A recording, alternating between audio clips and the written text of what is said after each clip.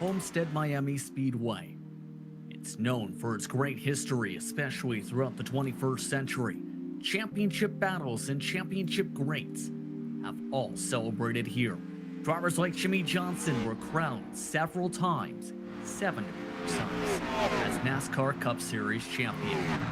On the virtual side, the NASCAR Coca-Cola iRacing Series has seen historic moments in the past few years, including the great battle between Zach Novak and Keegan Leahy off the final corner in 2019, and the crazy charge through the field seen by Nick Ottinger Tire strategies coming into play after a topsy-turvy incident involving Bobby Zelensky and Ryan Lewis just a few weeks ago. Tonight, while it may not be the championship decider, it's one that could be make or break time for several different competitors for the Precision Racing League and its Cup Series. Who will take home the checker flag? Who will lock themselves into the round of 4 for the overall season playoff championship? And who will enter the final race of the campaign in a fairly strong position for the season title? We're about to find out on the Global SimRacing Channel. We welcome you to the virtual Homestead-Miami Speedway for the 9th race of the 2020 Season 4 campaign for the Precision Racing League Cup Series. I'm Justin Prince. Alongside the booth tonight is iRacing Vehicle Production Associate Christian Challenger. Moments ago and weeks ago, had just completed his final race in the NASCAR Coca-Cola iRacing Series right here. Behind the scenes is our director Sean Ambrose, and he's using your cameras provided by ButtKicker. A lot of history has been made in this racetrack, especially since 2002 on 4 in NASCAR and the virtual world. Let's take a look at your GSRC track guide to learn more about Homestead-Miami.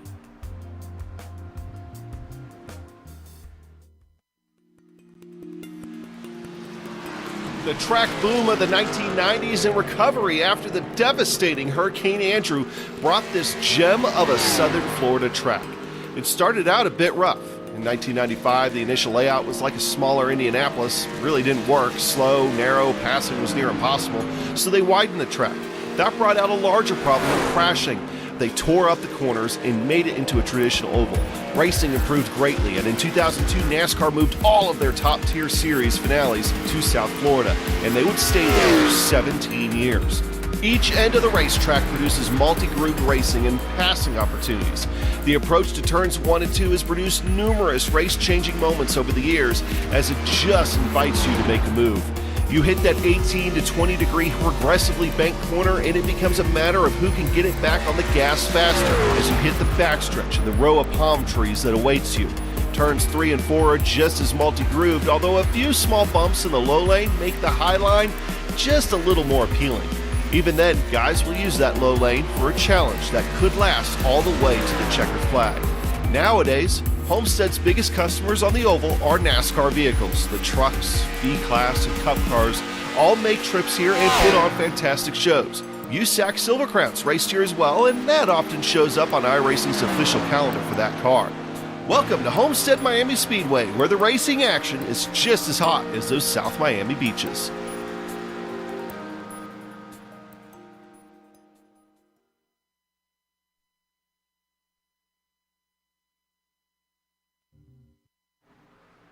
Let's look at your GSRC track guide for Homestead-Miami Speedway.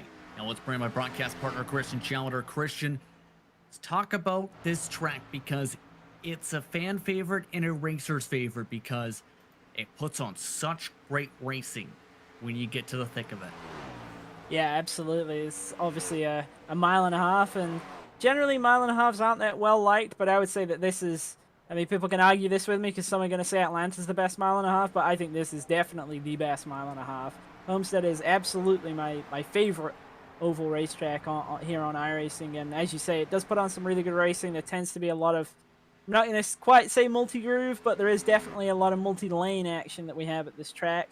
Obviously, kind of different corners. We don't tend to see people down on the very, very white line at both ends of the racetrack, but I think that helps allow people to get underneath each other on corner exit, and we tend to see some really good racing at this track.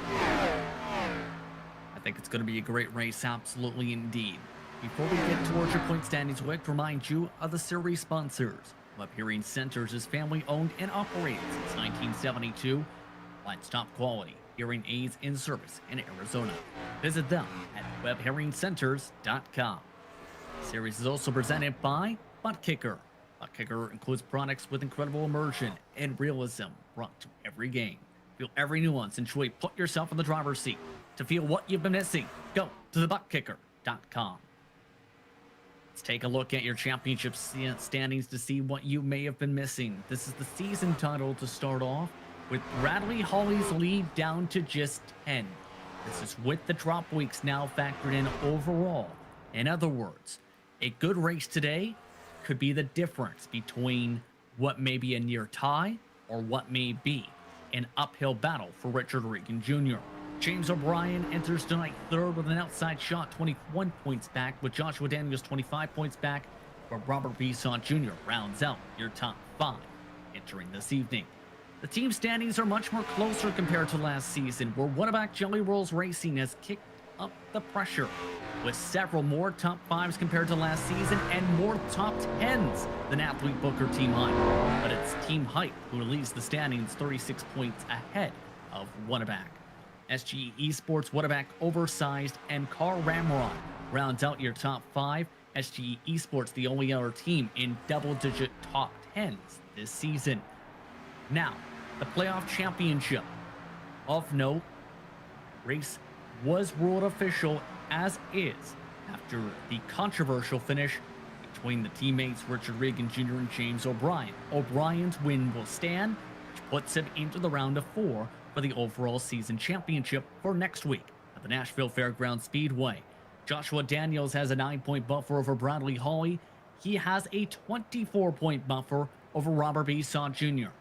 He, Pat Harvey, Colton Lane, and Charles Sumner are in must-win situations tonight if they want any shot at the overall playoff championship picture. No pressure, to say the very least. Let's take a look at your race details for what's going to be an interesting race tonight. It's round 9 of 10 tonight, obviously at Homestead of the regular season. The last round before the playoff championship finale that we'll have at Nashville. So obviously a high-pressure race for the guys out there going for that. 85 laps around this track, so really quite a short race, all 1 hour. I fully expect that we're going to get the 85 laps in tonight. Fixed setup as always, 24-point incident cap. Don't think we're going to see anybody near that tonight. 100% fuel as always, no fast repairs. 3 sets of extra tires in the pits, so 4 total. This track does chew up tires, so I think if we see some yellows, we're definitely going to see drivers coming down for tires pretty much every time. I think so too. We'll have to see how the racing goes tonight. Track temperatures, by the way, fairly cool, 82 degrees Fahrenheit. Drivers in the midst of the final moments of practice, 78 degrees is the air temp with partly cloudy skies.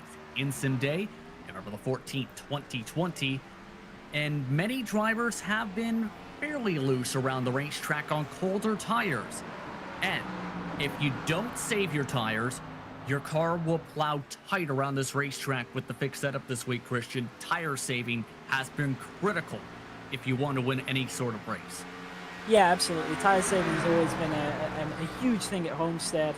And even in these cold conditions, 82 Fahrenheit is really quite cold for the first track. Even with temperatures that cold, you do really want to kind of back it off the first 5 to 10 laps of the run. And it's a patience game, especially if it becomes a long run race. You really don't want to burn up the tires because, as you say, you're just going to get tight.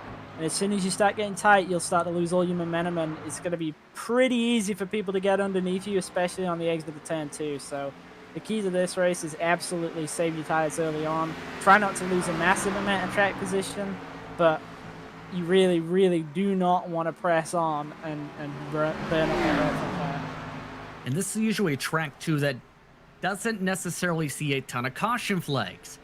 Of course, the Coke Series race had plenty of them, to say the least. But for the fixed set, the one danger spot could be restarts today.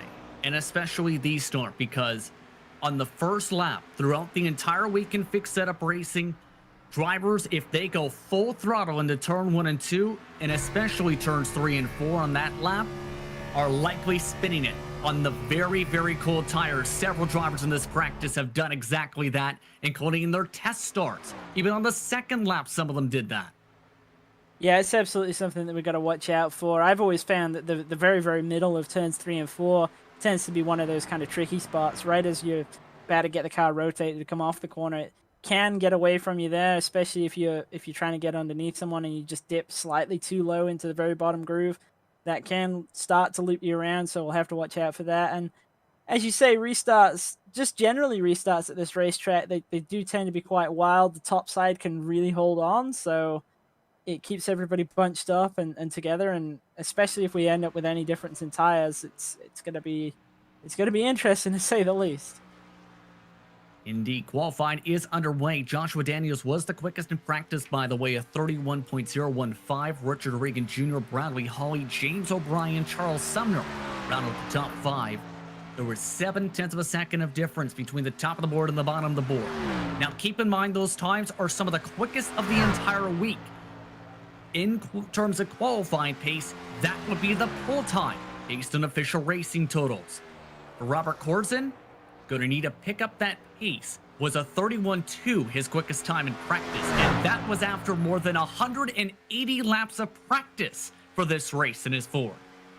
Yeah, it's a lot of laps, but we do have a relatively small field for this series tonight, so even if you do kind of have a bad qualifying, it's not going to be the end of your night. It is a track where obviously you can pass, and to be honest, you can pass quite easily around here, so qualifying doesn't quite have the same importance as normal.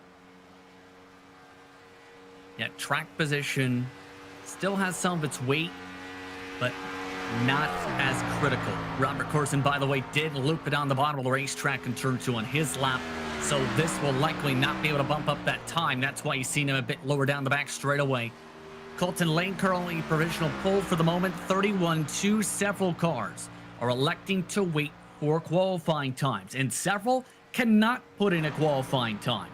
The following drivers were charged with a full course caution caused at Phoenix and are not allowed to qualify. Ronald Overbay, Baron Hilton, Jose Medina, Doyle Rance, and Brett Adams. James Duke, Robert Corzin, Brendan Adams, Derek Schilling, Stacy Hunter, all also can't qualify because they haven't started a race to serve previous penalties.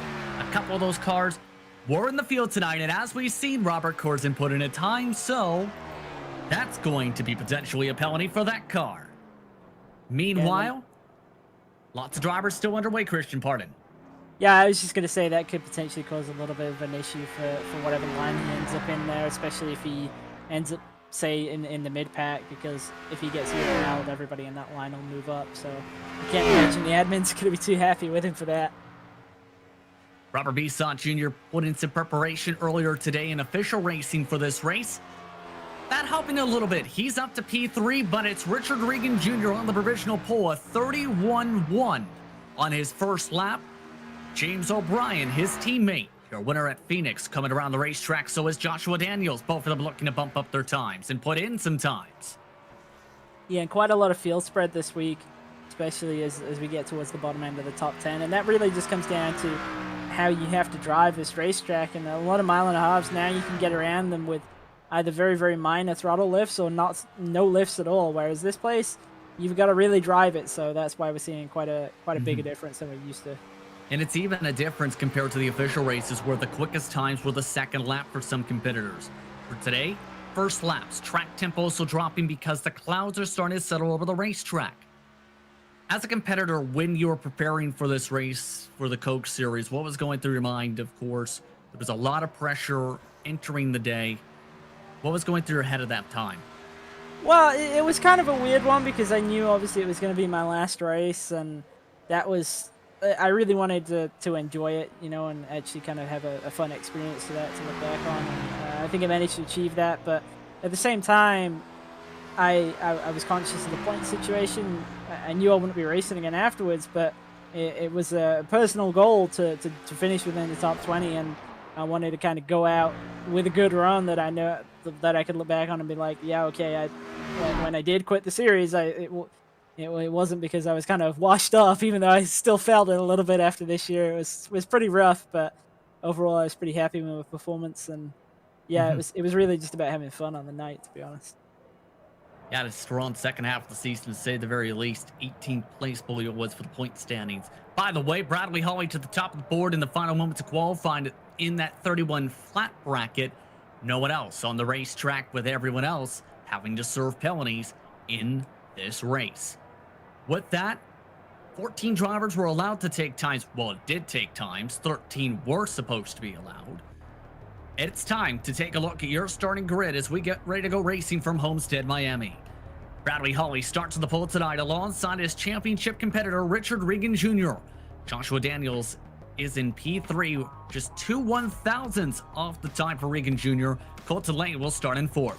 Robert Besant Jr. starts at 5th, Adam Zemke in 6th, Charles Sumner, James O'Brien round out the top 8.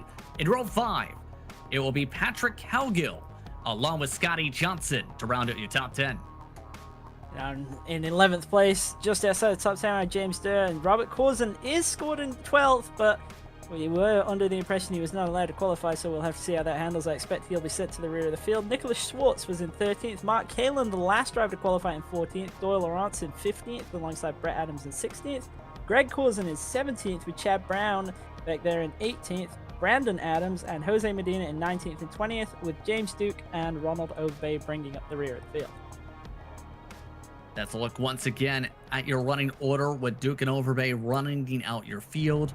85 laps, once again, your distance tonight from Homestead-Miami Speedway. 1 hour time limit for this evening's action. 22 cars on the grid. Track temperature has also settled in at 81 degrees Fahrenheit for tonight's action. Live time and scoring is available for tonight's race as well at GSRC.tv to keep up with your favorite teams and drivers throughout this evening. Once again, that's GSRC.tv. Drivers getting ready to roll onto the starting grid for this one. And as these cars now get the chance to think for the next 40 plus seconds down the back straight when they get rolling here, what are kind of your keys to victory for this race tonight and your keys to make sure you make it to the checker flag?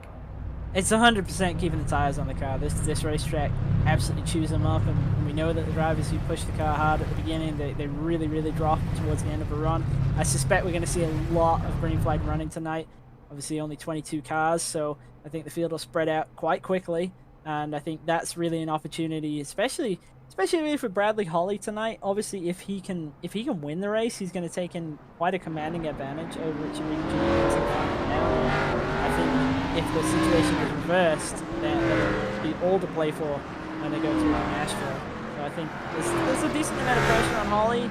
I think for everybody else, it's an opportunity to score some good points with a good run. And if they can execute their green flag pit stop, which I hope we're going to see, that's going to be something we're really keeping an eye on, because it's very difficult to pull the car down off of the exit of turn 4. You don't have to use the access road now, so that is quite a challenge. It was a challenge before, but in a different way. Now it's very, very easy to hit the pit barrels, so we'll have to watch out for that. It's going to be an intriguing race indeed, absolutely, Christian. By the way, Nicholas Schwartz has elected to start this race from the pit lane. That means 21 cars will take the green flag down the front straightaway. Second to last round of 2020 for the PRL Cup Series. The North Star title machine on the inside, the AthleteBooker.com machine on the high side. iRacing pace car is off. Green flags up. We're underway from Homestead.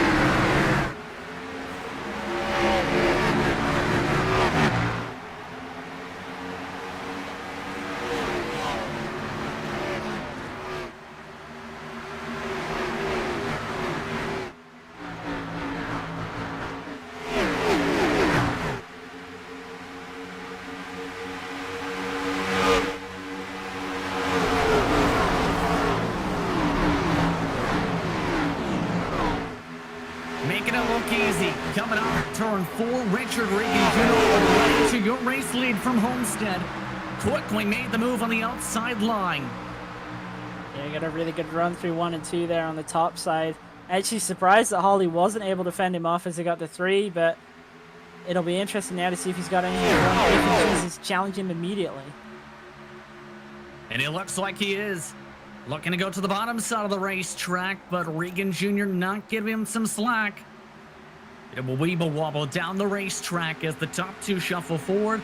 Several different lines still being taken early in this race. Some were trying to get the wall to work a little bit. Others using that bottom line we've seen for the Coke Series just a few weeks ago. Others trying various lines that did have some effect at times in official races. Yeah, I would definitely say the preferred is 1 lane up, so you don't want to drop down into that lane that you can see at the bottom. That's that lightest colored tarmac. You definitely don't want to go down there. There's not a lot there. Unless you have brand new tires, it's the only time you can really make that work now. Yeah. But you can hold drivers off on the top side, so it doesn't surprise me to see some running the top in 1 and 2. I've actually seen drivers make passes on the top side in 1 and 2, and we're seeing one right now. Holly's got to the right rear, Richard Regan Jr. Looking Looking to carry the momentum, and up the hill he goes.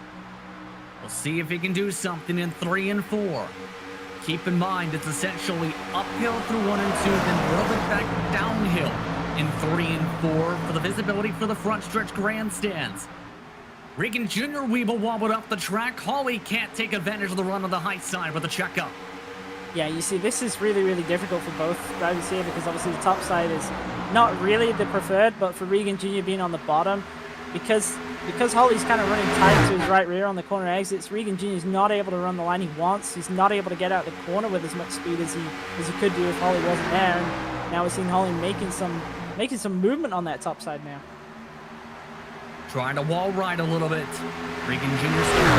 line as Hawley this time will get the lead lap. His first lead lap of the race. Still back and forth. Daniels still arcing it behind them. And I think Daniels is actually in the best spot right now because these two are both hurting their tires to do this. It's not advantageous in a tire wear sense to run kind of extremes of either line, whereas Daniels behind, he's not having to push. He's letting off way earlier than they are, both ends of the racetrack, and he's not losing any ground to them. Now both of these drivers not looking like their tires saving, to say the least, as Regan Jr. now goes to block at the bottom. He's back in the race lead. By the way, Colton Lane, who's in a must-win situation for the full season playoffs, is in P4. It's a 4-car scrap amongst your leaders at the moment. Yeah, and see here with Lane, Lane's obviously pushing really, really hard, and we know that Lane tends to not be particularly strong on the very long run. So I think if I was Joshua Daniels here, I'd probably actually let Lane go if he got to my bumper. I think so too, a little bit. Yeah, Bisson Jr., by the way, also in that train, closing in a little bit with the help of Zemke. See for the back bumper, this is from Daniels. A car length difference among those competitors. Most drivers have migrated to that exact line you talked about, Christian. With this tire compound of the iRacing service, it's essentially a must to try and run it. It's just the variation some of the drivers take with it that we start to see. None of them actually hit towards that group at all of that corner. Yeah, I mean, that's the thing, and that's what you've got to not kind of get drawn into, that just because you can run a lane doesn't necessarily mean that you should. And I'm actually kind of surprised with what Hawley's doing right now. If he's going to go to the top, then fair enough, but I wouldn't go all the way to the top because I think he's giving up some of the advantage there, although it is getting him a really ballistic run off the corner, and he might be able to make this work. It's right here, though, where he starts to push up the corner, and this is where the tires start to chew up. Regan Jr. clears by the bottom. Hawley with no place to take the run. Thought about a peak, didn't take it though. On lap 10 of 85 of this race already, and Hawley again preferring that top line. Mark Halen is the only other driver that's trying that groove amongst your top 15 competitors at the moment. As Hawley was able to diamond it off, takes away the bottom this time from the Athlete Booker Team Hype Machine. Yeah, he's going to struggle to get that turned right down there and get the run off that he needs, and that's the advantage of being in the top line, that you will pretty much always exit the corner with more speed. And I think Hawley's approach to the high line was a little bit on the extreme side. Normally you would only go just to the next lane up. You wouldn't really leave a gap wide enough to fit another car in between, and I think that's really going to hurt his tires. I'm going to be surprised if he's got anything left on them after about 15-20 laps here. Yeah, for me personally, I have to run some races here. The tires usually have melted by lap 20. That's where, once they get towards the 320-degree mark, if you've been pushing in the short run, that's where they cliff a lot. Daniels really went into the light gray portion of the racetrack trying to dive it underneath Hawley, and now the tires have really started to trigger on the 184. Worst tire fall possibly for some of the week. He is now under attack by the whole field. Yeah, and this is exactly what Richard Regan Jr. wanted to see, because obviously the fight behind him is allowing him to kind of wind the pace back a little bit but still pull away. And Daniels needs to be careful here because he's got the advantage. He just needs to roll the pass slowly, and that's the other big thing about this racetrack. You don't want to kind of dive it in on somebody to make the pass happen, because then you'll burn your own tires up really, really quickly. If you can see that you have an advantage, the pass is inevitable. You just have to kind of let it happen. You just don't want to force it. Gravity Hawley not giving up, though. That's the main thing, though. Lang's now trying the top line, stuck on the high side of the 77. That time it gets Lane the position, and Daniels does let him go finally. What will happen with Lane is the bigger question, since these two work together with Wetterback. You see everybody kind of parking in the middle of 1 and 2 right now, and there's a little bit of a stack up there behind Joshua Daniels. And this is where it becomes critical, right, with what you've done in the short run, especially towards this mid run with the tire wear. We've seen the various different lines come into play, absolutely. But at the same time, as Daniels tries to get the run off this corner, for some of them, you'd have to think that some may have been trying to fully lift off the gas to try and conserve the tires to be able to push the second half of the run before the pit stops. Yeah, absolutely, and that's one of the things which there's definitely a kind of a tire conditioning effect, so to speak, in terms of how you heat the tires and how that kind of changes the balance. We see now Joshua Daniels going to end up in the middle here in 3 and 4. That's Adam Zemke trying to push the issue. Zemke, though, a little bit of a bobble there, back to 2 wide as there goes James O'Brien with the boots down the straightaway. Biggest mover, by the way, Brett Adams, +6. +4 for Medina so far. Nicholas Schwartz currently still 13 seconds back of the field. Nearest car is 3 seconds ahead in that respective grouping. At this Mark II, the interesting part is, how long do you think these cars will go on this run? It's a one-stopper on gas regardless of how you see it. Fuel went to around 60 laps for most competitors. Eventually, they'll have to come in more so for the tires, especially, say, if you're Colton Lane, who nearly shoved it into the fence there in that grouping. Yeah, and this is the other thing as well. Obviously, everybody likes to do the short pit because it gets you that instantaneous track position, but the downside of it is that if you short pit, you know that you're going to get ran down by everybody who kind of pits on sequence, or even the drivers who late pit. And the other thing with short pitting is you have to make use of the advantage immediately. You can't kind of save the tire at all, and if you're cutting through traffic, you tend to lose more time than the guys who stay out for longer. So I'm personally not a fan of short pitting. I'd probably actually try and take this out to 46, maybe even 47 laps, and then come down. But I think some drivers are putting themselves in a box already. Obviously, Colton Lane has kind of killed his right front at this point. I don't think he's going to have much choice but to short pit. Roddy Holly, by the way, has started to pick up the pace a little bit. He's a little away from the rest of the grouping, still 0.75 seconds back of the leaders. But still, Lane has now tried to commit to the top, not working though. O'Brien trying to save a little bit on the bottom. Zemke able to make the pass. Charles Sumner now entering the grouping, while Brett Adams, who has been the quickest car in terms of position passes this run, continues to charge forward. The thing is, though, Brett Adams not sure has been exactly saving those tires. He has been able to roll a decent bit into the corner, though, the past few laps. Yeah, he doesn't look like he's being overly aggressive with the tires, but obviously he has been going forward, so he has been taking some life out of them. I think actually his best friend right now is definitely James O'Brien. He's kind of just following him through with all of these passes. We see Charles Sumner go all the way to the top of the racetrack here. Adams just following O'Brien the whole time. You can walk on board. This is Sumner. And Sumner's really stuck on the top there with Colton Lane, and just about see Adams through the window net there. You can almost see with the steering as he nearly actually hit Adams there, just how tough it is to even try and work it for him when he's getting off this gas a little bit. Yeah, and it's not really easy at all to run the top side of the racetrack, especially through 3 and 4. It's pretty rough up there, and it's absolutely not the preferred. It's quite a bit easier to run the top through 1 and 2 than it is through 3 and 4. So if you can avoid being up there, you tend to do so. Keep in mind too, and this is something drivers will tell you and probably learned the hard way the past few weeks, if you go essentially even a fraction too quick on the gas, it's essentially like a shock to the tires just about, Christian, where it can fry them. And for cars like this, we've seen the RPMs jump 300 just as soon as Sumner hits the gas. Yeah, so there's kind of two ways really in terms of both front and rear tire kind of management, so to speak.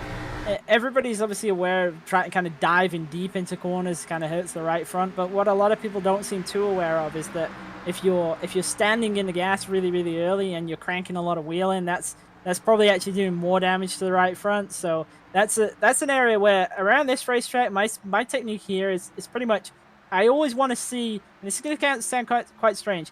On entry, you always want to see the spoiler of the car ahead of you pull away, and then you don't want to pick up the gas until you get to the exit and you see their spoiler pull away from you again. The draft will keep you close enough down the straightaways, and you'll match their pace, but you won't burn your tires up near as bad. And then eventually you just get to the point where your pace is so much superior to theirs that the pass will be really trivial.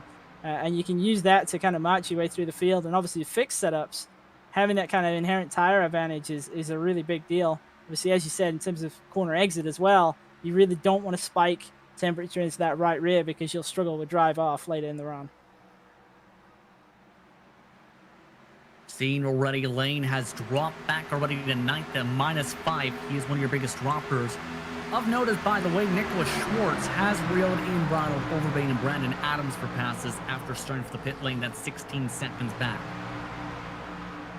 At the moment, though, I'm keeping my eyes on James O'Brien because he started towards the middle of the top 10. He is one of the quicker cars on the track. He's on his own right now, yes, but he had been really patient those first 10-15 laps and wasn't really making passes until the hole started forming up for that race car.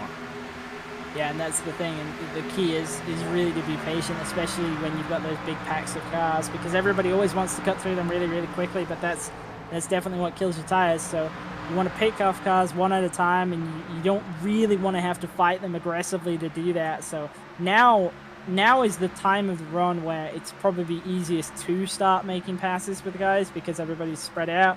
You've got a little bit of wiggle room behind. You're not under pressure to make the pass immediately. You've got time to work on it. Absolutely. Regan Jr. is still one of the quickest cars on the track, 33.3s. Esau Jr. put in a 33.4, O'Brien a 33.5 that time. Mid-pack running up to the 6s if you're Bradley Holly's case. As you can see with the lap times, Holly has started to fall off a little bit more. He was closing back in. He's lost 3/4 of a second the past 10 laps. Yeah, he's about to be vulnerable, actually. He's got Joshua Daniels right behind him, and Adam Zemke's having a really strong run. And he's going to be in the fight as well. Colton Lane is just elected to come in and pit. That is an extremely early pit option right there. So something being tried different by the Waterback drivers. Again, he's in a must-win scenario for the playoffs championship. We've also had Robert Corson come down that previous lap as well. He is already a lap down to the racetrack. By the way, Bradley Holly kept that spot. We are just looking at that, lost the grouping though another half a second in that fight between him, Daniels, and Zemke. Off and away goes Lane. He'll have to try and unlap himself. Still, it's about 20 laps away from that estimated pit window we were talking about earlier. Yeah, so Lane's got a lot of overlap here, so this is a lot of risk for him. And what he's really going for with this strategy is he's banking on a yellow coming out pretty much as soon as everybody else ahead of him has performed their pit cycle. See, though, Holly's still not backing up and backing out of this grouping. He does not want to give up any sort of points. We talked about the differences before a little bit in their championship hopes. Essentially, in this series, to describe somewhat how the point system works, you have points available for the last fastest lap pole position. Holly already got himself that pole position, 2-point bonus. Regan Jr., though, is already looking like, if he keeps up the pace, potentially a candidate for the most laps lap bonus point on top of his lead lap. So in other words, that nullifies the bonus points. But the main kicker in all of this is, in terms of the actual championship points, 42 points goes to the winner on top of the bonus points. Then you have 41 on down, essentially. That was rolled in at Phoenix. In other words, it'd be about a 9-point difference unofficially, if not less, with how it's standing out now. Even more so now that he's lost a position to Daniels and all that.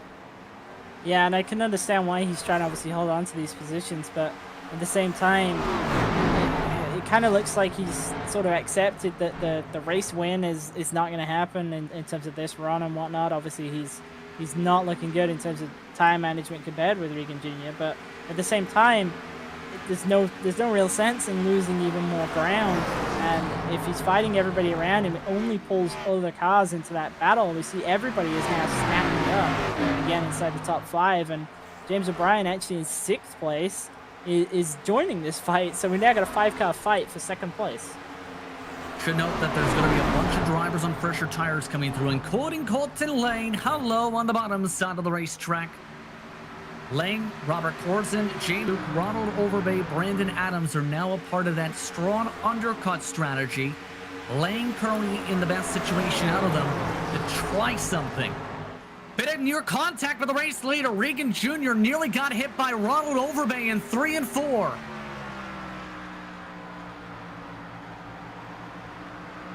Tempers are flaring on the radio as we'll take a look. You can see first the attempt was on the high side, back and forth, and then he tried to the bottom and nearly spun it. Yes, the Overbay goes to the bottom, all the way to the white line, but yeah, that's extremely close. I understand Regan Jr.'s viewpoint there, but you've got tire drivers on fresher tires coming. You've got a 3-second cushion. Yeah, I mean, you do have to keep an eye out for it, and obviously at this track you can run a different lane without losing a huge amount of time. I certainly think that the easiest thing to do when you've got a guy behind you who's got fresh tires is to keep that very bottom lane open, because they do have enough grip that they can drive by you down there. So if you just leave that lane open, that's where you're making them go, and that's going to be easiest for both of you, to be honest. Regan Jr. really racing Overbay, and really now yelling at the radio on that. Tempers are definitely flaring from that. Race control now warning Regan Jr. for his words over the radio. And he's just got to stay calm. He's really under no threat right now. He's got, as you said, a really comfortable buffer. He just got to get to the pit stop and kind of calm down, get that solid stop in. It doesn't even need to be an amazing stop with the advantage he's got. And he'll come back out in the lead. P3, meanwhile, sees Bradley Holly's right front tire catch on fire, figuratively. He has also taken the wall at one point. His right front fender is also now crunched in. So Holly's race, not going well. Yeah, and this is exactly the kind of thing that I was talking about, that he's been fighting so hard to retain position. He's now actually going to lose that even more. He's now picked up damage as well. Sometimes it just makes sense to take the loss, come back better in the second run, but you really don't want to damage the car, because then you're just putting yourself behind permanently. What a race though for Bisson Jr. He was having some adventures when I actually raced against him earlier today, but seems that as the day went on, he's learned from his mistakes. We've seen Bisson Jr. has been really quite strong actually this quarter season, so to speak, and he's had some really good runs, and obviously in the playoff championship he's in a must-win situation pretty much, but he's having a solid run. He's in position in case anything does happen, and that's important. By the way, you can see James O'Brien also made the pass on Bradley Holly for P4, up +4. Brett Adams, though, is having a resurgence all of a sudden. He started falling off a little bit. He's now picking up pace once again, despite losing a bit of the right rear tire at the end of this run. So Brett Adams is looking like he's recovered from burning up his equipment for the push before. Yeah, I'm pretty impressed with Brett Adams, actually. Obviously, to be up 10 spots from where he started, and to not have been kind of lost them all back through tire fall off is actually really impressive to see, and yeah. I think he's got to be happy with how this first run's gone. He's not dropped back towards the end of it, which means that the overall style of driving he's employing and the long run pace is solid. So he's got the potential to actually move through this group in the second run, providing he gets on and off pit road.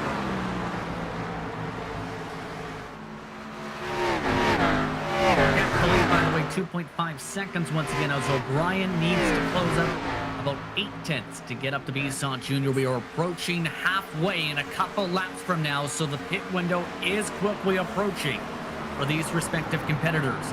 For reference sakes, Colton Lane has already gone to Doyle Rance. That's 24 seconds behind your race leader.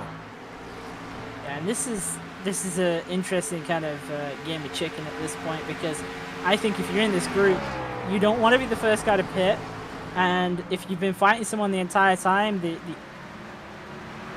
easiest way to beat them in the second run, just go one lap longer than they do. Because if you execute on a pit road, then you'll stay within reaching distance of them, and you'll have an inherent advantage for the entire second run. And that's always the play that I like to go for, is to make them pit before you do. Chad Brown elected a pit, and someone forgot to tell him that you're not supposed to use the access road anymore for Homestead on iRacing. Used the entire access road and lost him about 4 or 5 seconds with that, I think, possibly. Oh yeah, absolutely, because you're obviously down on the flat there, and we see a lot of drivers coming to pit road. James O'Brien's coming in. Brett Adams has missed it. He's gonna have to go around. We've seen that in the backdrop. Really smoked the tires, had to lock it up to prevent from hitting the wall. Massive mistake for Brett Adams. A massive deflator for the Bantam's Fan Racing Machine. His best run this season. Yeah, and that's exactly what I was talking about, the difficulty of coming down onto pit road here, coming off of turn 4. It's very, very easy to miss, but obviously that's a huge time loss because he slowed all the way down and then had to speed back up again to go back round, and he's going to come out probably 3 to 4 seconds behind the drivers that actually did get onto pit road there. Joshua Daniels now in the pit lane. Again, it was O'Brien, Zemke, Sumner, Cowgill, Dewar who came in last time. Scotty Johnson will join the 77 with Brett Adams also in. Regan Jr. looking like he's taking a playbook from one of his team owners, Boyd Hogan. One of the calls that you may have noticed with the win for Ray Alfala at Atlanta was go about 4 or 5 laps longer, have the freshest tires, run away from the field at the end, and just rail in the car in front after 10 laps. Regan Jr.'s taking that call to heart, it seems, right here. Yeah, and I think that's a smart play, to be honest. I was surprised that everybody else came down as early as they did. Obviously, Biso Jr. stayed out there. Holly's stayed out there, and Holly's really fallen back. I actually think the strongest second car in this race right now is probably the 3 car of Biso Jr. He's had a really solid run. Regan Jr. coming in this time. So that's a 2-lap difference on the tires. Bisson Jr. will not follow him in. And just under the speed limit goes Regan Jr. about 50 miles an hour. Holly just got there as well. Closed in a couple tenths from that send. Yeah, big time dirt tracking there on the pit road from Holly, but he did get it stopped.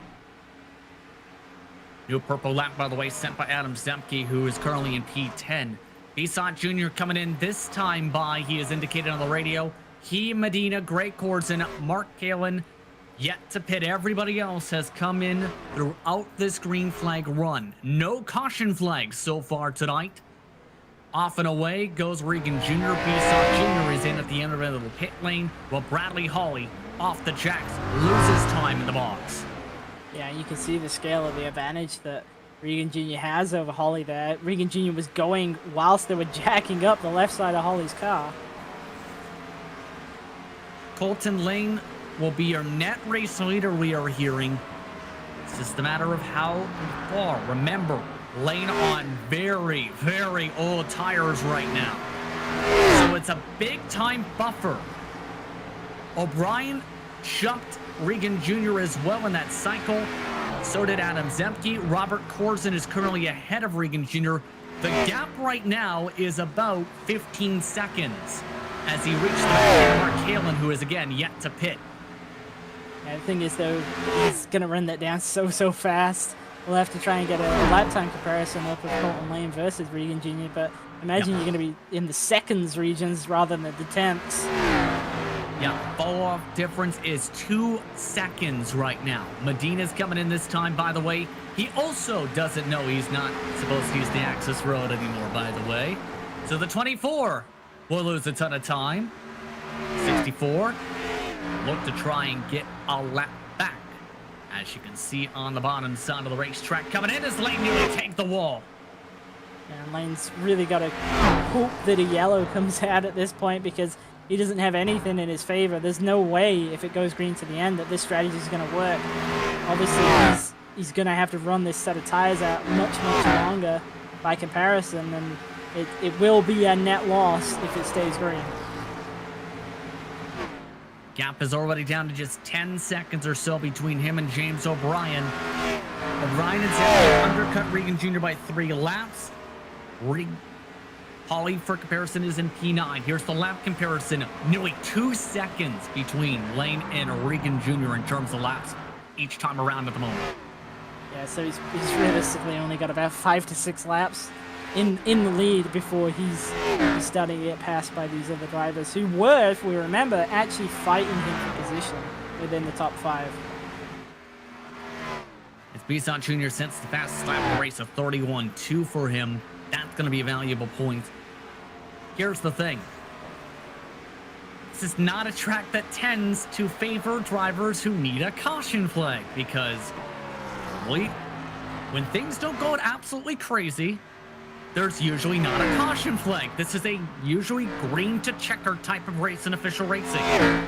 Yeah, it's very true. It's a track that tends to spread out, and obviously if the track spreads out, you don't get many incidents between cars, so you don't get many yellows, and I think it always makes it a pretty good tactical battle at this track, to be honest, and it's one of the reasons I enjoy racing it so much, because you do get this whole deal of different strategies coming into play and get a lot of cars moving around, and you're forced into using different parts of the racetrack to effectively get through those cars on older or worse tires. By the way, that was Ronald Overbay, who is still a lap down, who was just in front of his cars for position, held up O'Brien and Zemke, it looked like, out of the corner. Overbay looks like he's struggling of note. He's running the middle of the racetrack instead of the wall by a full lane and a half. Yeah, Overbay looks like he's probably burning up his tires, but doesn't really have a lot of speed through the top of 3 and 4 right there.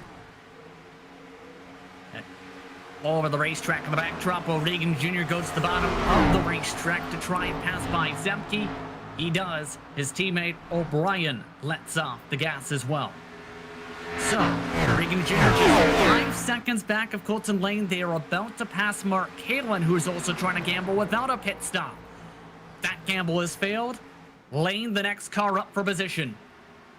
And I think Kalin's going to have to pit basically now, because otherwise he's just going to fall further and further behind. He's going to go 1 lap down at minimum when he pits. I mean, you saw already there, they passed him in 3 and 4, and they've got nearly a quarter straightaway on him by the time they got to 1 and 2. And he's lost his right front as well, pushing way up the racetrack. He's coming this time by. He's now indicated on the radio as well. Gap is now under 4 seconds for the lead. 31 to go this time by for this race, the second to last race of the campaign, the PRL Cup Series in 2020. The thing is, if a yellow does come out at this point, this really does actually help Colton Lane out, because everybody's going to come down and put tires on, because everybody's been out there for over 10 laps now on their most recent set. So it's really not an option for anybody to stay out, especially when they have so many extra sets to use and so few laps left. I mean, official racing at this track and fixed is 1 tire set. You can imagine if that's with a 50-lap race, how critical that will come into play if you get a late race restart, to say the very least. Absolutely. That's actually getting kicked up to 2, we've been hearing, or next week on forward for fixed racing, by the way. So just watching Bisson Jr. right there. He's wasting no time getting through the field. Just pulled a 3-wide move down the front stretch. Well, Bisson Jr. is one of the quickest cars in the racetrack. Do you blame him? But for the race lead, Regan Jr. has passed Lane and then some. In fact, Lane has pit a second time. Yeah, that strategy's definitely not going to work. There's no way that he has enough time. I mean, I think it would be a net loss anyway, but there's no way, even if it wasn't, that he'd have enough time to take advantage of this. Colton Lane has elected to bail out of the strategy, and this likely takes him out of his spot. The only hope he would have at this mark is a late race caution once he unlaps himself. And that's if he does. James Duke is also on that same call.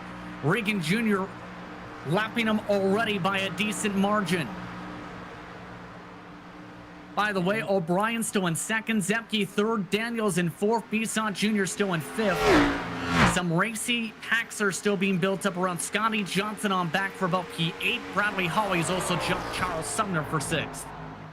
Yeah, and Hawley's trying to make a bit of a recovery here, but he only has a... Well, he has a substantial advantage, actually, on James O'Brien and Adam Zemke. He's got about 3 laps on those in terms of tires, but he doesn't have an advantage on Bisso Jr., who has a 1-lap advantage on Hawley, and Bisso Jr. is already ahead of Hawley and driving away. And keep in mind, Hawley does have a little bit of that right front damage. It's going to hurt him a bit arrow-wise. You can see the 60th lane, though, trying to cut through some of the cars. And this is the crazy thing about this call to back out of the overcut is now he cannot afford a caution at the moment. He is the lucky dog, yes, after that move to the outside of Doyle Lawrence there, never getting into him there. But at the same time, he needs to still close up at least 8 seconds, or at least 6 rather, to unlap himself as they go 3 wide with the traffic. Yeah, his strategy now really does rely on getting himself back on the lead lap and then a caution coming out. And even then, you got to think that it's still going to be a net loss because he's going to be in 15th position when it happens, if that happens. So it's, I don't know. I understand taking a risk, yeah, but I think this risk was on the extreme end of what was viable. Of note, by the way, Bisson Jr. was able to pass by Daniels just now at the other end of the corner, using the lap traffic as part of his advantage. Bisson Jr. might be able to get up to second at the rate he's running right now. He's 2 to 3 tenths quicker than the cars in front.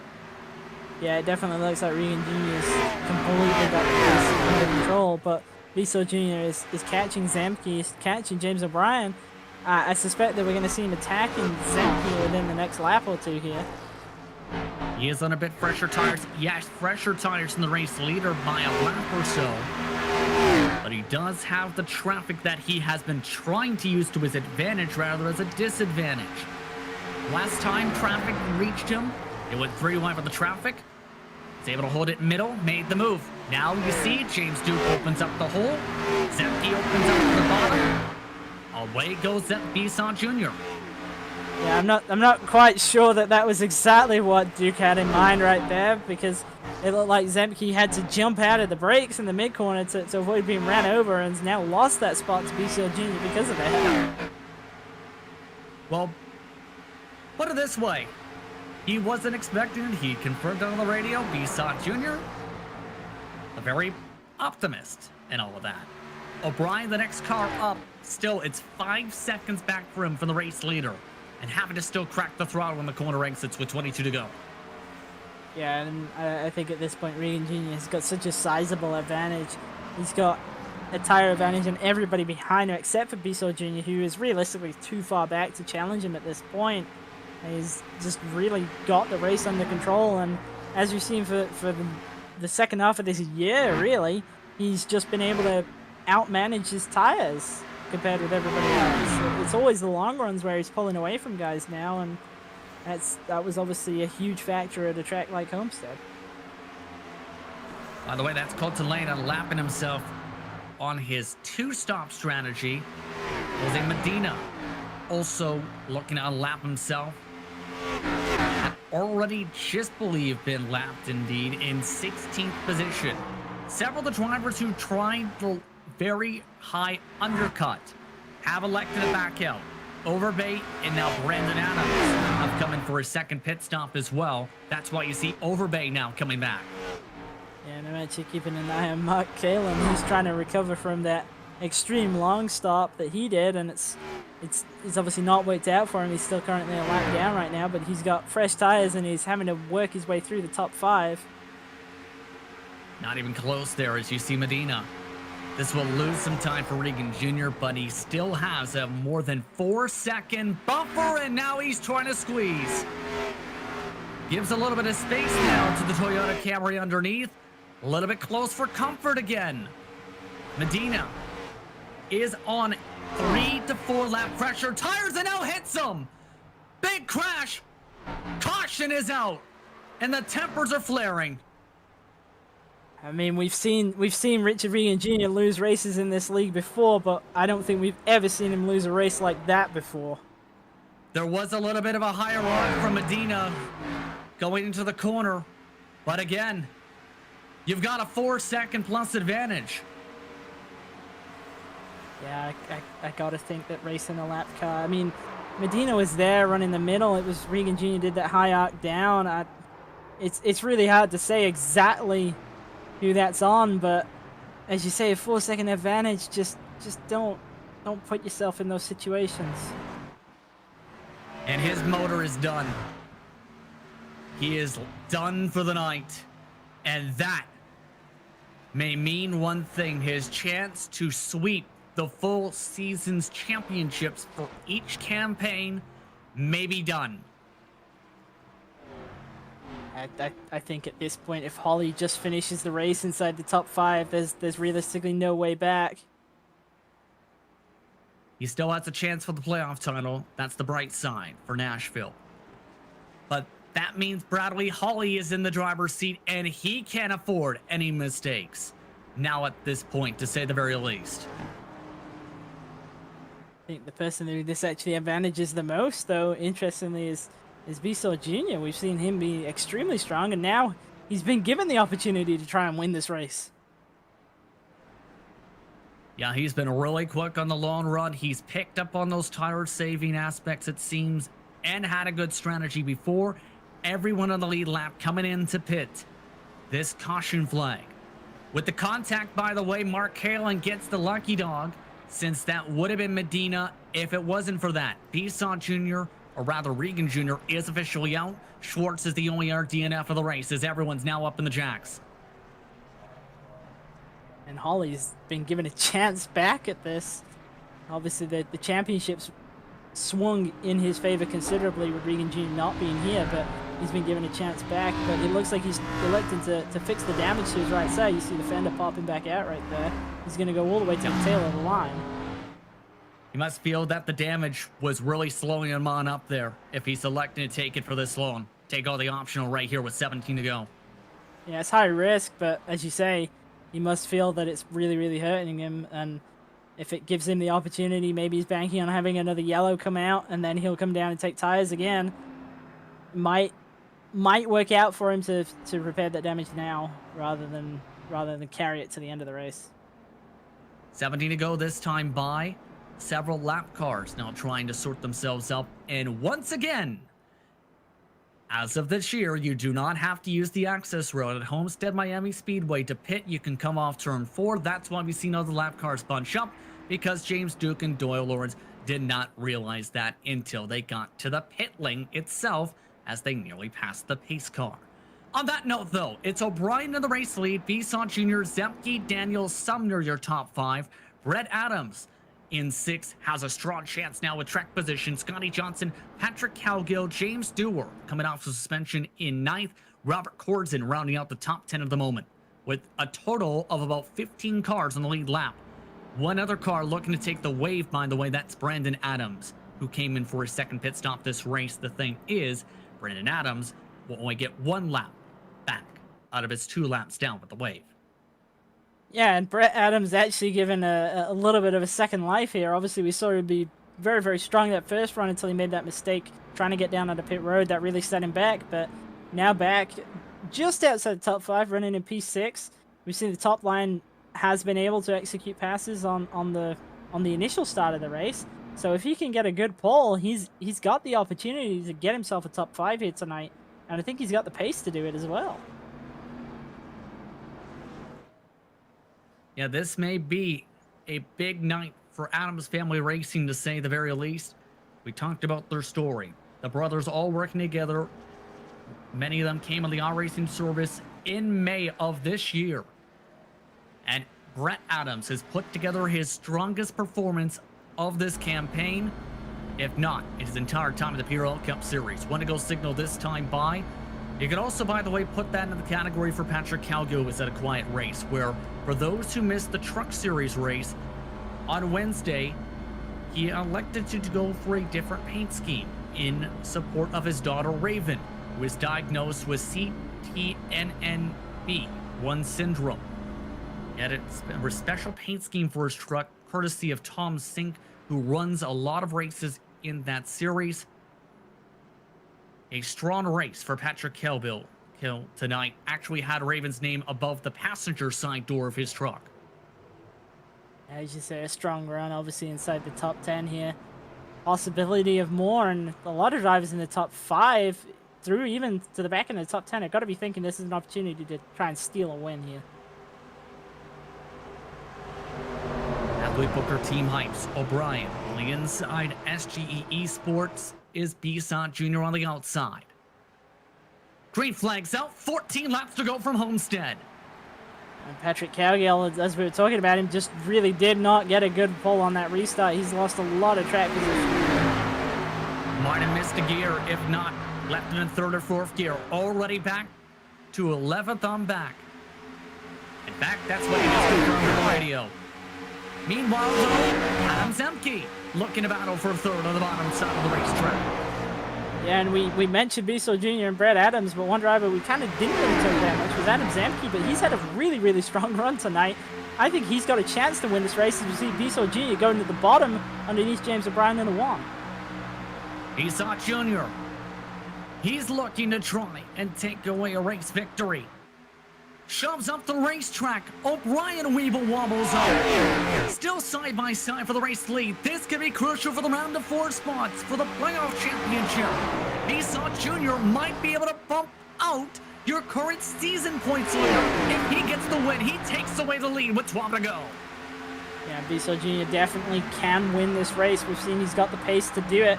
And as you say, it's Daniels, Holly, and Bisot Jr. really going for that those last 2 spots right now. And it's Holly who's on the bubble, mind you, who is still back up in P9 and has the fastest lap of the race of 31.1 to get himself an hour bonus point. But can Bisot Jr. hold on for another 11 laps is the big thing. O'Brien now with a good boost off the corner. Zemke still stuck side by side, meanwhile with Joshua Daniels for third.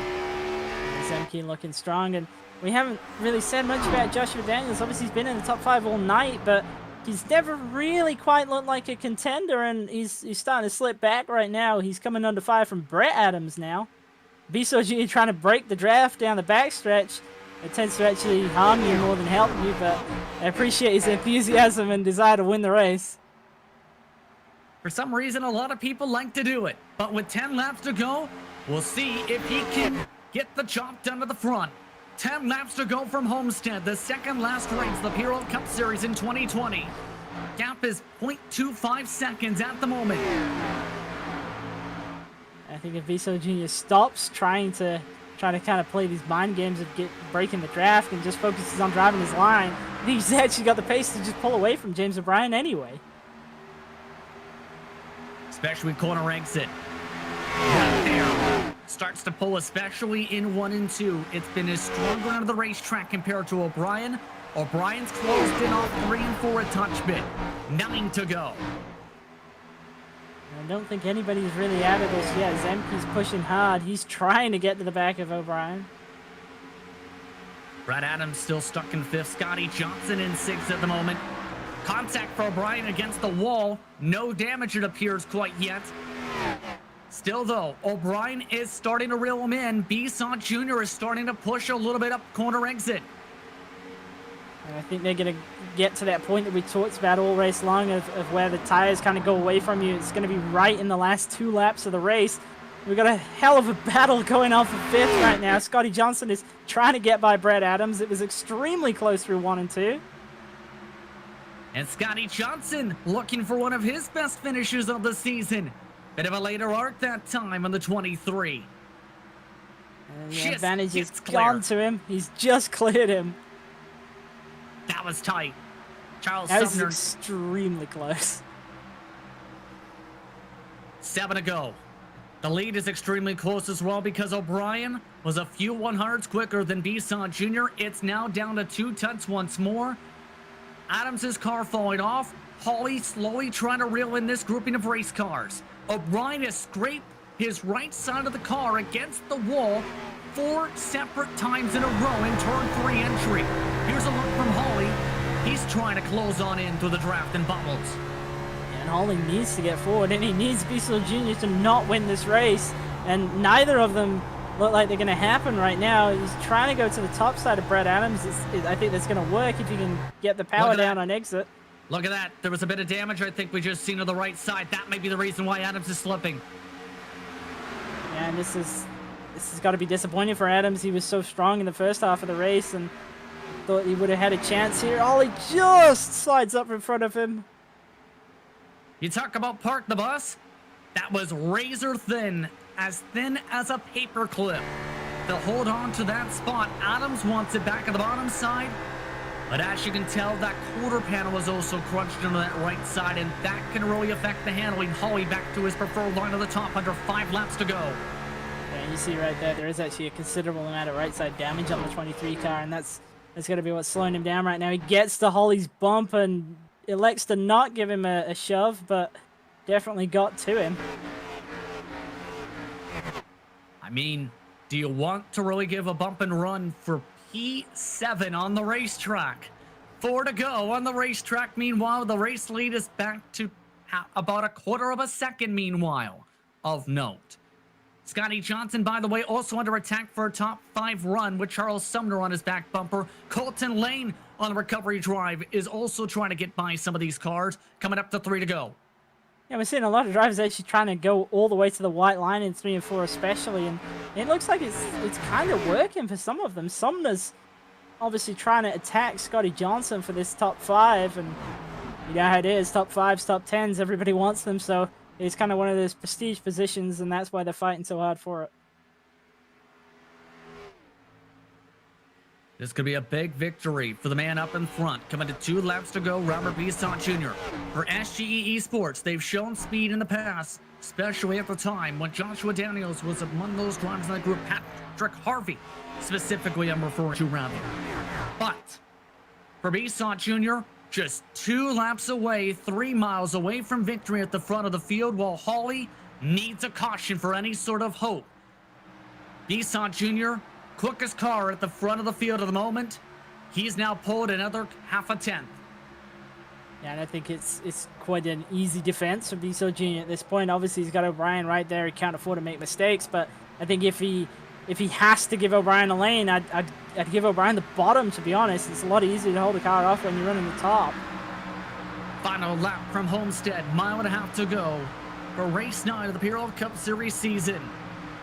O'Brien looking for one last shot to try and fight for victory. Bisson Jr. looking for a big victory in his career in the PRL Cup Series. I think he's got enough of an advantage. He's not under threat from a bump by the 9 into the 3 here. Way too far back to attack. Robert Bisson Jr. has done it. He has won in the PRL Cup Series. He wins at Homestead. And in doing so, he'll advance himself through to the Final 4 as well and turn the must-win situation around for himself right there. And that is big for the overall playoff title. He now has a shot to fight for the playoff championship at Nashville. Beats O'Brien, Zemke, Daniels, and the big one, Bradley Hawley, bumped from the Final 4 as a result of this victory. Daniels, the last driver in on points.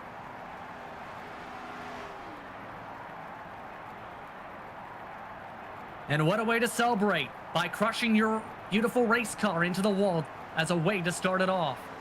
Hey, you got to make sure it passes tech inspection, right? I mean, it's usually the rear, not the front, but still. On that note, SGE eSports to victory lane for the first time in months. We'll take a step aside when we come back. More coverage from PRL Cup Series is on tap from Homestead-Miami. You're watching Global SimRacing Channel.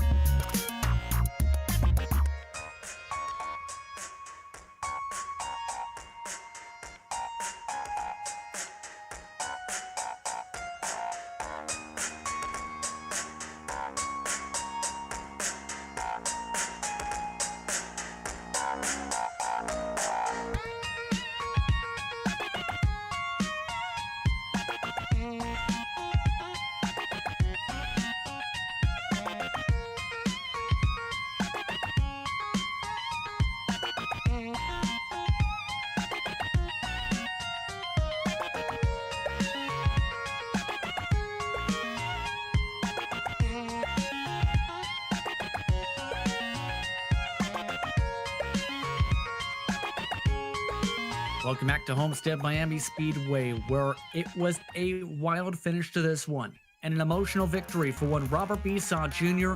He finally breaks through for a win and locks himself into the playoff Final Four for Nashville.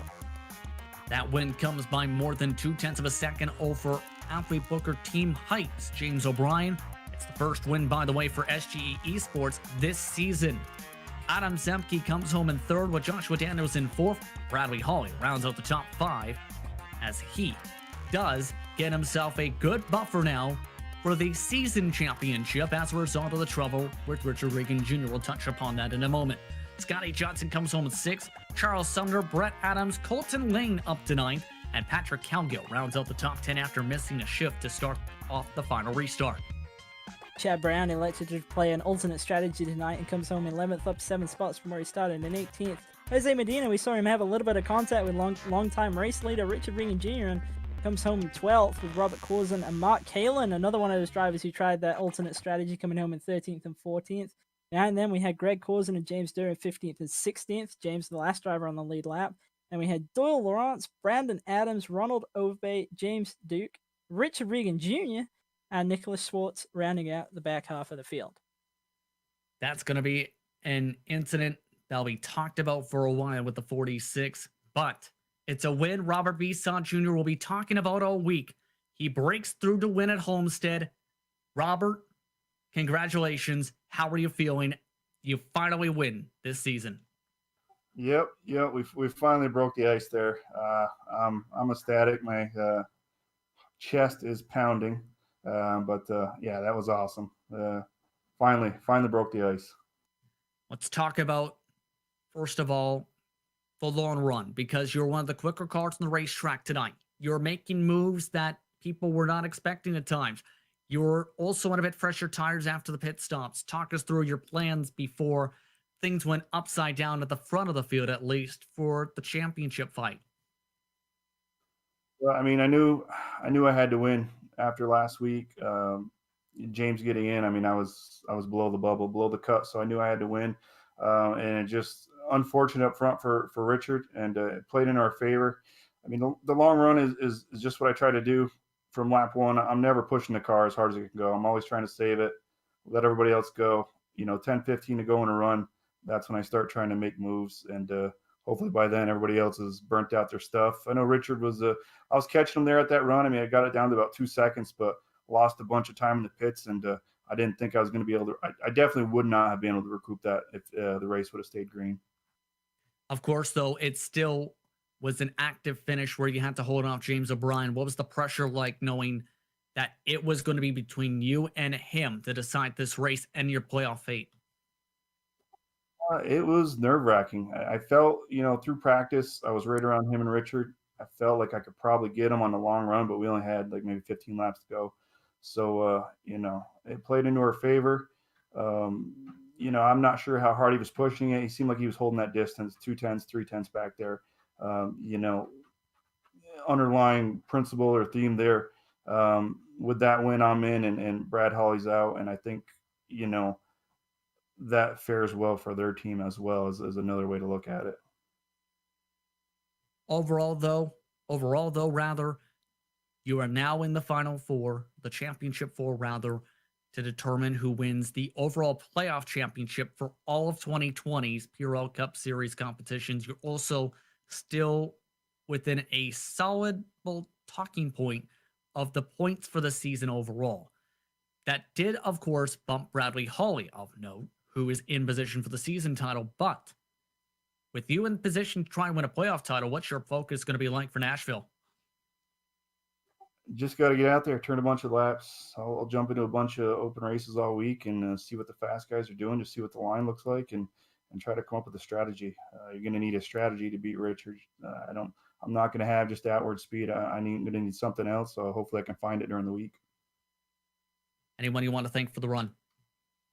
Yeah, absolutely. I'm going to dedicate this one to, all the first responders. I'm not sure if my car is up on the screen. If it is, the gentleman on the hood, that is not me. That's a Myrtle Beach police officer. His name is Jacob Panster. Lost his life this year, 23 years old, basically a little under a year on the force. responded to a domestic incident and was killed in the process. So I like to stand up for all those guys, obviously, being a first responder myself, and just know we got your backs. Thank you. Congratulations on the win, and congratulations on the cause on your car this season. Robert Besaw Jr., your winner tonight. By more than 0.2 of a second, Christian Chowder standing by. We'll leave with your second place finisher. It's James O'Brien from Athlete Booker Team Hype and Bobby Gilhart's Legacy Esports standing by. James, another strong run, but not quite able to get it done this week and had to come home second. But it's got to be pretty good momentum, though, going into the final round in Nashville, right? Oh, yeah, it feels good. Homestead's not one of my strong tracks, and I kind of struggled in practice and didn't qualify very well and was trying to learn the car as we went. And as the laps ticked by and I was kind of getting mired back, I kind of worked my way back up, and it felt pretty good to at least get second. And I was happy to see Besaw clinch because I like seeing an underdog kind of come away with it, but it sucks to see Richard get into a wreck like that. Yeah, that kind of blew the race at the front wide open. Obviously, up until that point, it looked like Richard kind of had the race won, had the pretty big advantage, and then had that incident with the lap car. But kind of shuffled, obviously, as you say, that the playoff championship, and it knocked out Bradley Holly. He won't be going through to the playoff final four. I believe it's going to be yourself, Richard Regan Jr., Robert Besaw Jr., and Joshua Daniels. So have you got any thoughts on kind of how that's going to play out at Nashville? I think it's got to be said that Regan Jr. is the favorite going into there. Do you think that you're going to have anything for him? And if a situation like this arises again, or what happened at Bristol when I won there, definitely. But otherwise, yeah, he's always strong there. Brad's always strong there. It's kind of a shame that he didn't make it. But like I said before, it's kind of like the Kevin Harvick deal. Like Brad's probably one of the best in the league, and having somebody like Besaw come in who's obviously very good is fun to watch. But somebody's got to go. If I get my ironing board out, maybe I'll have something at Nashville. But we'll see. Yeah, I was about to ask you about the short track ironing board. Have you got any plans to bring it back for the final round? I'm not sure it'd survive particularly well around a track that rough. No, I don't. I'm back home now. I don't barely have any space already. I just switched to VR, actually. This is my second race on VR, and I'm still getting used to that. I started at Martinsville, and that was definitely a trip there. That helps with my space constraints that I have. I still haven't driven a lap at Nashville. I'm probably going to get started tomorrow. Just run some little tour laps and try that track out for the first time. It looks really cool. I'm a big fan of Wilkesboro, so we'll see. Yeah, it's an extremely rough racetrack, especially if you're down on the bottom through 1 and 2. So I imagine that'll be quite an experience in VR, to say the least. You might want to get some practice laps in to get used to that early on. But before we let you go tonight, that's definitely need to watch out for that. But before we let you go, is there anybody that you'd like to give a shout out to? You guys for doing the broadcast again. It's always fun to watch. I was glad you guys are broadcasting this week. Obviously, my sponsors, Athlete Booker, Team Hype, gonna have a big year next year. I'm pretty excited about Moto Million. If you want any motorcycle performance parts, that's the place to go. And then Million Autos, that's pretty much the place to go if you want car performance parts. And then Road Trip Transport, I think they're still around. I work for them, so yeah, Paul's company there. So yeah, so see you guys. You guys are broadcasting next week too? Yep. Awesome. Yep, Cool. All right. Well, can't wait to watch that too. So thanks again, guys. Hope everybody out there watched the fun race. All right. Well, thank you for coming and chatting with us, and good luck going into the championship finale. Thanks. And that's James O'Brien coming away with P2. P3 went to Adam Zemke. And Adam, one of your stronger runs this campaign. You had a shot at some cases for the win. How are you feeling about this one? I was pretty happy with it. I'm a little sad that the caution came out just because it knocked that 46 out. And I don't ever want that to happen, but I was kind of praying for that caution at the end. When we come out of the pits, I think I run my car too hard and just burned the tires off too fast. So when I got to the back of the 9, the thing just got real tight. And that first run, it was really loose. And then that second run, it was really tight. So I was a little confused. I was happy that caution come out so we can come down and get some fresh tires. And then the 77, I don't know what happened to him on pit road, but I was able to beat him off, and we wound up in third. So it was good to restart down there on the bottom.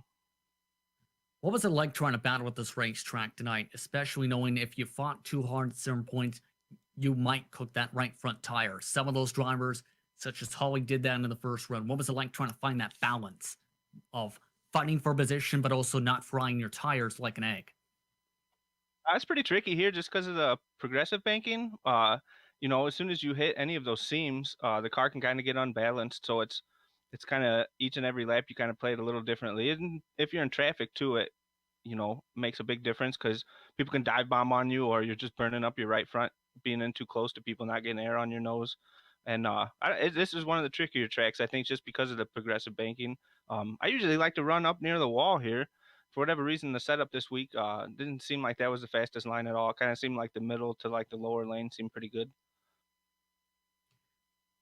Yeah, with the current tire model, let's just say the bottom is the preferred line. Long story, but either way, Nashville ends off the season. How are you feeling about that one after getting your second top 5 of the season? I haven't turned any laps there yet, so I'm not even sure what to expect. I think it's going to be a fun race. We're going there to compete. I'm going to try to stay out of the way of these guys that are running from a championship. Congratulations to B-Saw also. That's fun to see him get a win.